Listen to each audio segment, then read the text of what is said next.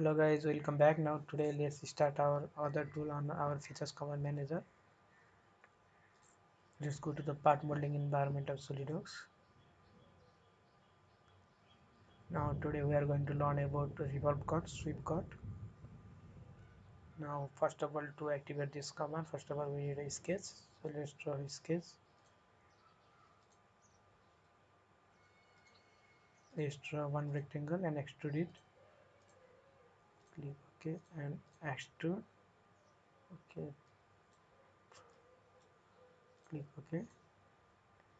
Now this revolve cut, for this revolve cut, as you can see in the figure, if we need something like arc or any structure in this, then we can use this revolve cut command.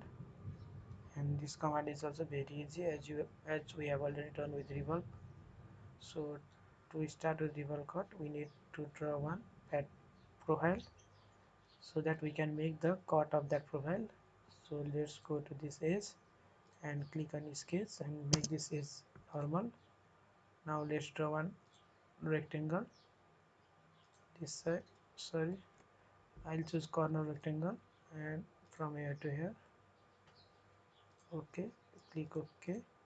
Now I'll go exit the sketch. Now I'll go to revolve cut and I'll select this axis of revolution. I'll select any one of these edge. I'm going to select this. Now as you can see, and click on OK. As you can see, we have made one revolve cut in this surface, as we have made the axis of revolution this one surface, so that it is revolved in this axis. So if you want to make this symmetric, then draw one center line and you can make this. I hope you understood this revolve cut. Now let's make sweep cut. I'm going to select this face again, this face. I'm going for sketch and make this as normal. Now for sweep cut, what we need is we need a profile or a path. So let's draw one path using spline.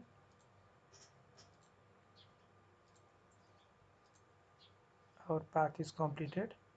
Now let's exit from the sketch and then go to sweep cut, then select a circular profile. As you can see, now click on OK. The diameter value can be changed. As you can see, now we have made one cut. We have made a cut using the spline curve or a profile. I hope you understood this. Thank you for watching.